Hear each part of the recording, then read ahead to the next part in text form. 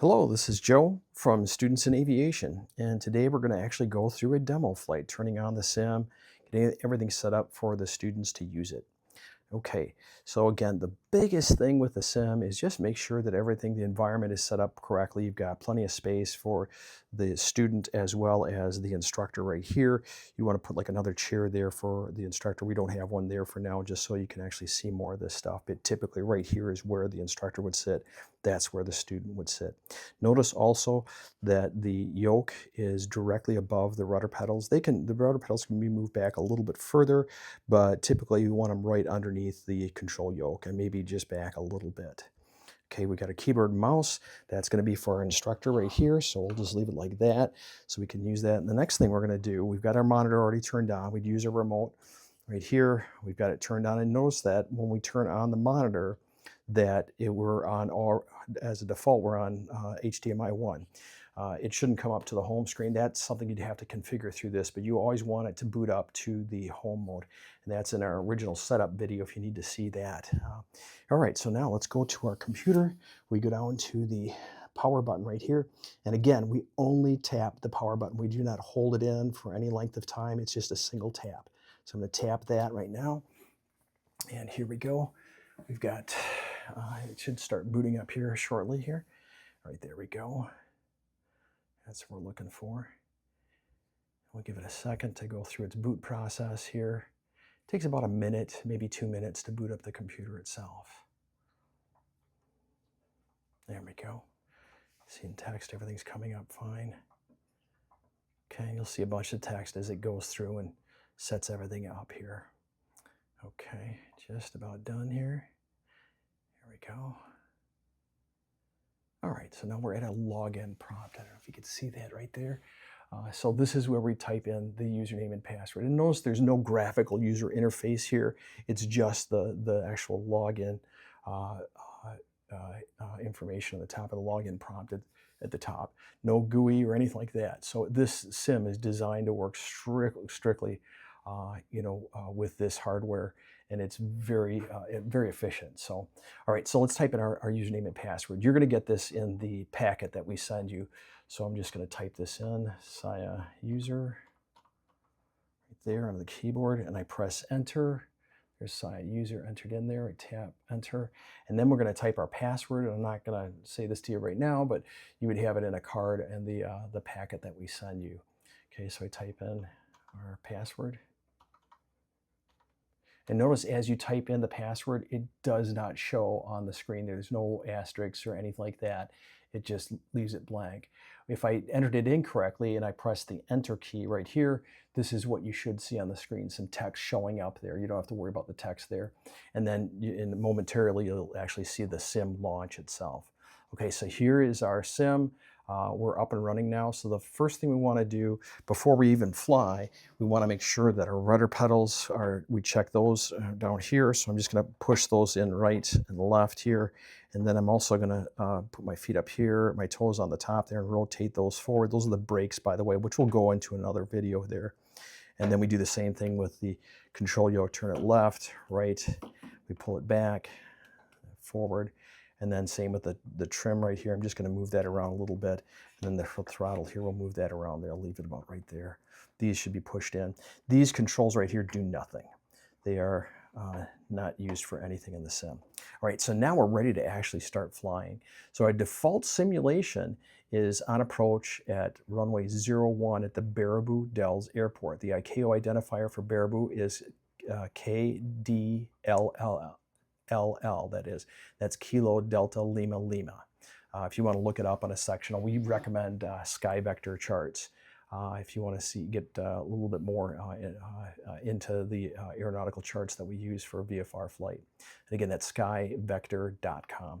All right, so let's go ahead and start our sim. We've got our mouse right here. We go over to load default situation. That's what you want to do almost in all cases. And what that's going to do is it's going to bring you up at the same location. Every time you click on that, it always shows starts the simulation up in the air on approach at runway 01. And of course, we can do anything at this point. We could go off and fly to another location, or we can continue on and land. What we're going to do is we're going to land the aircraft. So the biggest advice I can give to you when you talk to your students is to tell them to have a light touch on the control yoke. So here's our sim right here. So we're coming on approach. The first thing I want to do is start bringing my power back to about 1600. And you'll see here, there's our RPM. You can see our throttle right here. I'm adjusting that, and I'm going to set it to about 1600. I'm also going to trim my aircraft up using my trim wheel there. I want to trim it so that we're looking about like this right here. So that's what I'm looking for right there. Get a nice gentle descent here. We've got our power set. What we want to do is we want to get on the center line there. So I'm going to use my controls here. See if I can do this with a headpiece on or headset on here. So we're going to come in. And again, light touch on the controls. Notice I'm hardly touching those at all. So I'm going to trim that up a little bit more. Again, I'm just using a little bit of trim there, not much. And as we come in, you can see we're slowly descending there. Looking at our altimeter right there. There's our vertical speed indicator. It should be around 300 to 400 feet per minute descent there. And again, we're going to go over through all this stuff later on, but this is just kind of a quick start guide here. So again, I want to get a little fast on this approach right here. So I'm just going to keep slowing down here.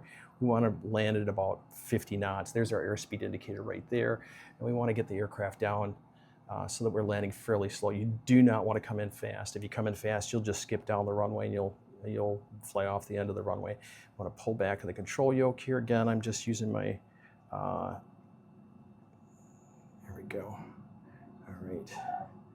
And then I'm just going to apply the brakes. I wouldn't do this in real life, but I'm just going to tap the brake button so we can stop there. So there's a lot of stuff going on there, but the big thing here is you're going to be controlling the flight itself with the control yoke. Of course, there are the rudder pedals down here, which I really didn't use. We don't have any wind today, at least for this default simulation. This is, again, to get students kind of acclimated to the aviation environment. So there's several different functions on this control yoke. So let's take a look at our cheat sheet here. So we've got this right here, this cheat sheet right here. It's the yoke buttons, functions for flight. Let's actually go through this right now so you can kind of see how these work.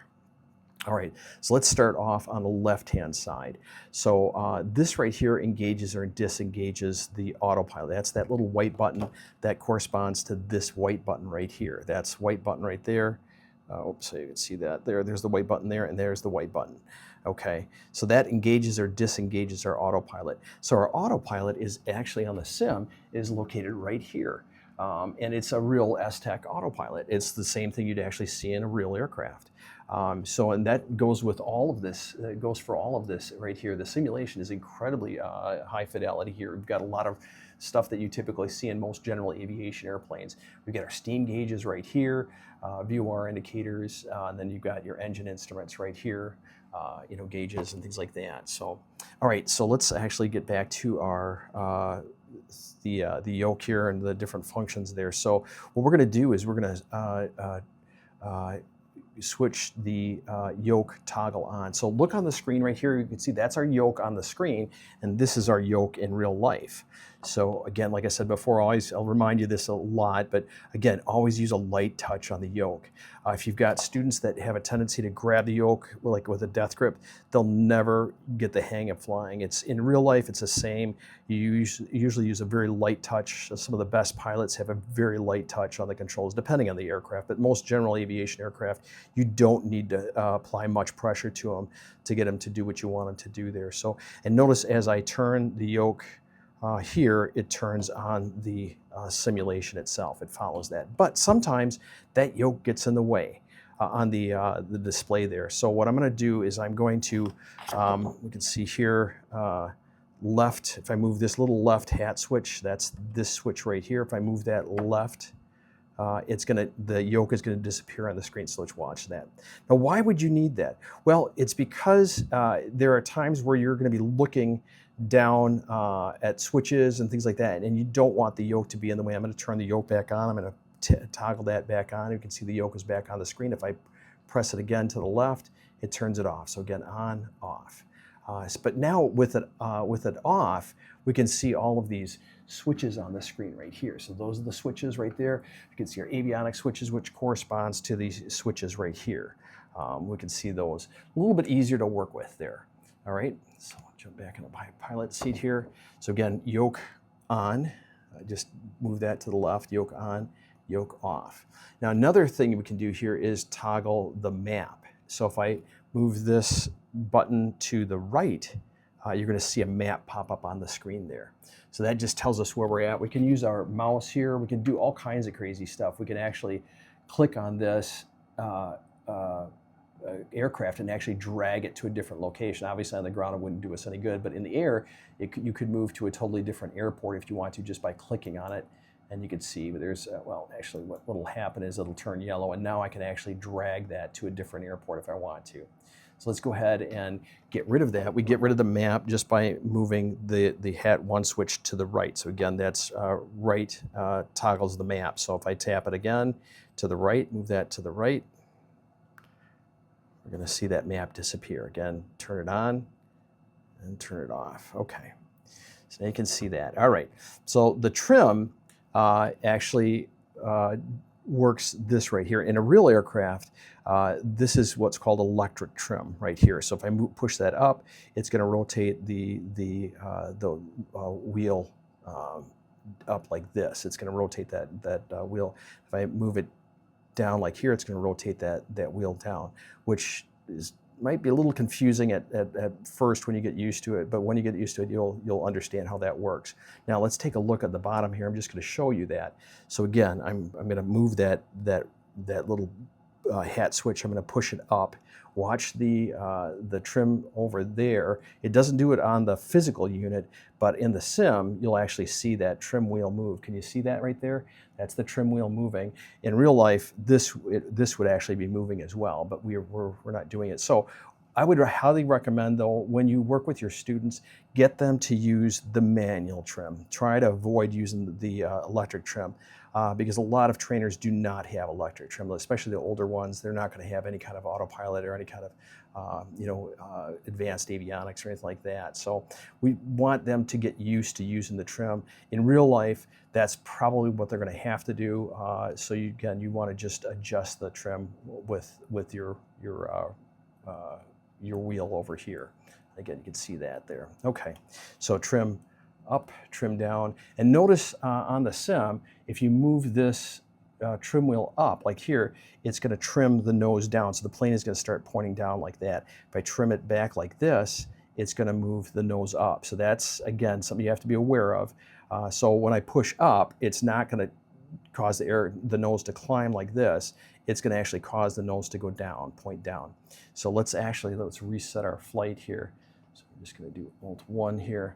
And I'll show you this in flight. So what I'm going to do here is I'm going to trim, whoops, okay, so here we're going to just trim that nose down. Let's actually get to stable flight here first. And notice how much I'm turning that wheel. You've got to turn it quite a bit to get it to adjust the aircraft. So if I want the aircraft to be trimmed down, I would just move this trim wheel forward. See how the nose goes down there like that? I want to trim it up. I move it up like this. And sometimes it takes, quite a few turns to get it to do what you want it to do. You could do the same thing by trimming again, if I push this up, the nose is going to point down. If I push this trim button up, now it's trimming up. It's a little bit slower there, but you can see how the nose is now starting to point down. If I pull back on it or bring it down, it's going to trim the nose up. And you can see how the nose goes up. But I'm not touching the control yoke at all here. I'm just you activating that trim switch. So again, best thing to do for your students, though, is get them to use that trim wheel.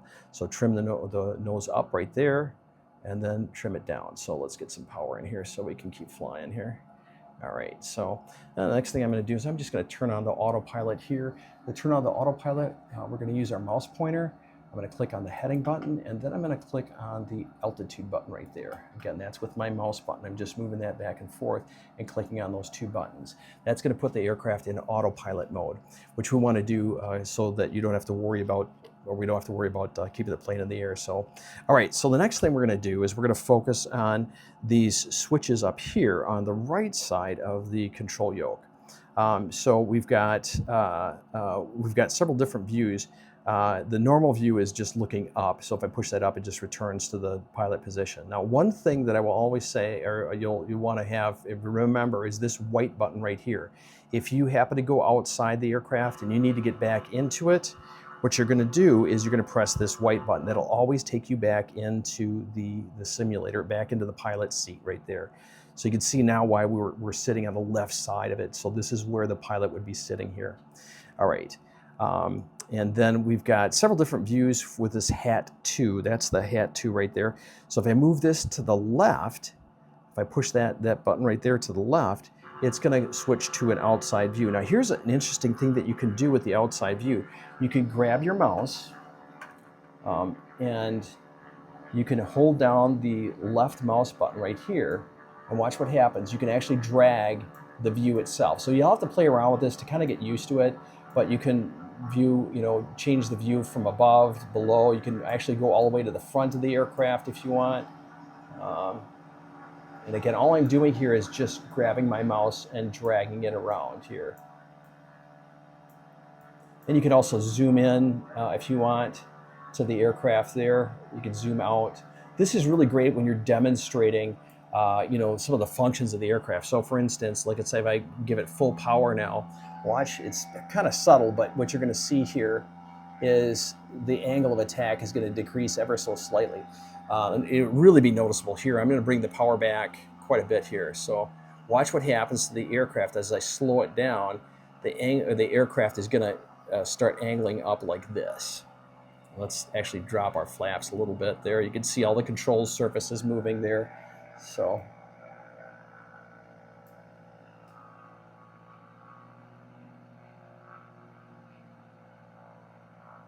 yeah, it's kind of hard to see there, but the angle of attack is actually increasing to maintain our altitude.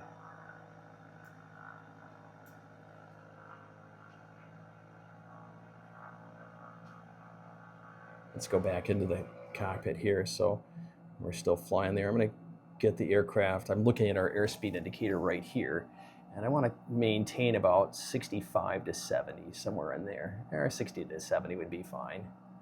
So again, I'm just adding a little bit of power. I'm looking at my RPM there, and now I'm looking at the airspeed indicator. That's about right. Okay, so let's switch back to the outside view. So again, I push that to the left, and now we're outside again.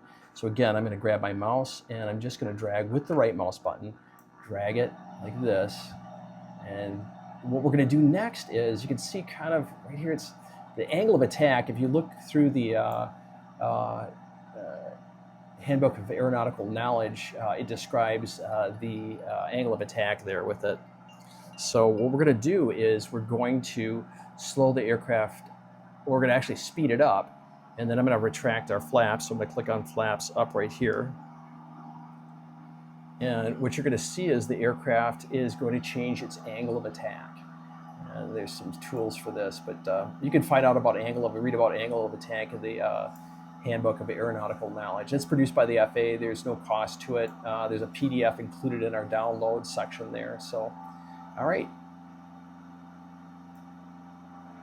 This little trick, again, that's the outside view. So now I want to switch back to the inside view. I want to jump right back into the pilot seat, so I'm going to tap that white button. And now we're flying again with, we're sitting in the left seat there. All right, so let's take a look at the next button right here. So we can also look at the instrument panel. We'll look down. So if I want to look down, I want to push this hat switch down, and we can now see the trim wheel. We can see the fuel, which we can adjust here. Again, you can just click on this to turn it to the left tank here. Oh, let's tap that so we can switch that left or right there. Let's click, there we go, do that. And then we can also see our throttle, and then however we adjust our throttle here, if I push that in, it's going to push in on the control panel there. We can see there. So there's our throttle right there, and you can see me moving it back and forth there.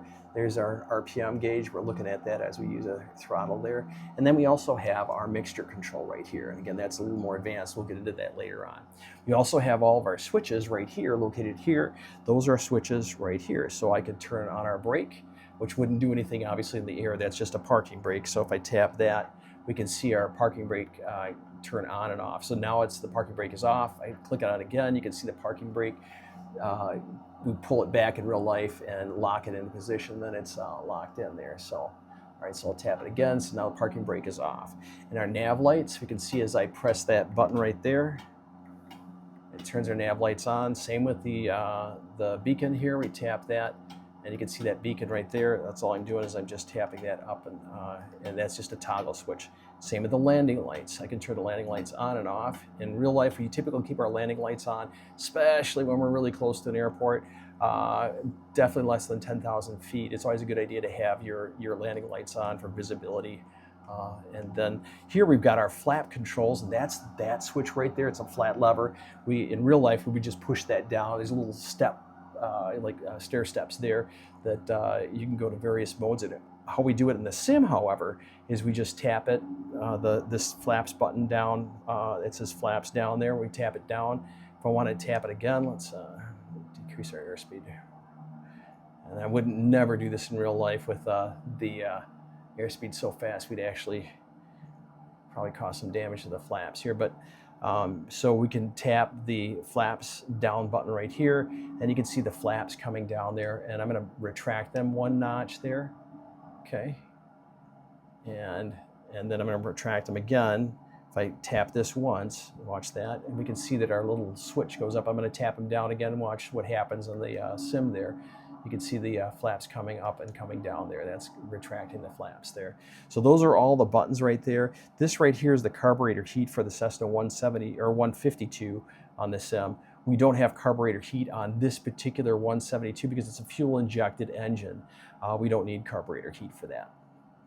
All right, so the other buttons down here, you've got your alternator and battery buttons. That's for starting up the sim, and then your avionics bus 1 and 2. So your avionics bus 2 just turns off your second nav unit. And these, by the way, are Garmin navigators that are used, commonly used in the early aughts and the teens. A lot of people have those installed in the general aviation aircraft. And a lot of training aircraft have those units installed, and they function just like they do in real life. There's a couple advanced features that you're not going to be able to use in the sim, but you use them just by clicking on the little buttons right here. I can turn those on and off. I can adjust the knobs just by, rotating our wheel right here. All I'm doing is rotating our wheel back and forth. You can see that right there, back and forth there. So you can control a lot in the sim just by using your mouse button right here. So let's jump back into the pilot seat. So again, we press that white button, and now we're back flying in the aircraft. Now let's have some fun. So let's, I'm gonna go ahead and disengage the autopilot. So we can see here our autopilot is engaged with heading mode and altitude hold mode. We wanna disable that. So to disconnect our autopilot, we're gonna tap this white button. So here we go, I'm gonna just tap that. We hear the beep there. That's an audible warning saying that autopilot has been disconnected. And if we look over here, we can see that there's no displays on there. So now we can go ahead and have a little fun. Let's go ahead and do just a regular turn here. So I'm just going to pull back. This right here is called the pizza slice. It's something that Ron Machado came up with as a brilliant idea. I love it. So you've got a pizza slice. I want to keep that pizza slice the same as I do my turn. And notice here again, light touch on the controls. You don't need to be grabbing these really tight. As a matter of fact, you're probably going to break the sim if you have a death grip on it like this. Just again, 3 fingers is all students would need to control the sim. Now my pizza slice got a little bit larger than what I wanted to eat, so I want to get it back to about my right size there. And we can see now we're doing a nice level turn. That's what we're looking for here. I'm going to straighten it out. Again, you can see me just turn it, and then I'm going to go ahead and level it there. If I want to climb, I can always add some power here. You see the nose goes up, pitches up. But I'm just going to trim the nose down just a little bit. We don't need to have a real aggressive climb here. What I'm looking at right now is my airspeed. I want to keep it out of the white arc. I want to get it a little faster climb here. We could have obviously climbed at a much steeper angle here, but we're going to shoot for best rate of climb here. So, and again, throttle, when I adjust my throttle right here, this throttle right here, adjust that right there, and you can see it's how it's adjusting our RPM right there.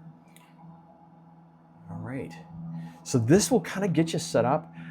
When we're done with the sim, what we want to do is we want to hold down the Alt key and tap the F4 key. So I'm holding down the Alt key and tapping F4, tap that. It exits out of the Sim software and it gets us back to our login screen.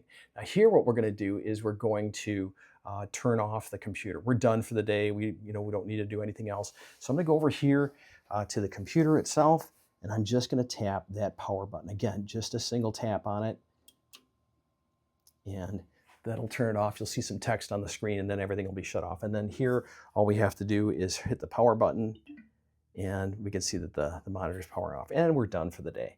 All right, well, I hope you enjoyed that. There's going to be a lot of these videos coming out. Bear with me. I'm doing my best to get you guys up to speed on all this stuff. I try to help out as much as I can, but I do have another job that I have to pay for all this with. So hang in there, and looking forward to talking to you. Hopefully we'll see you guys at AirVenture, and you take care.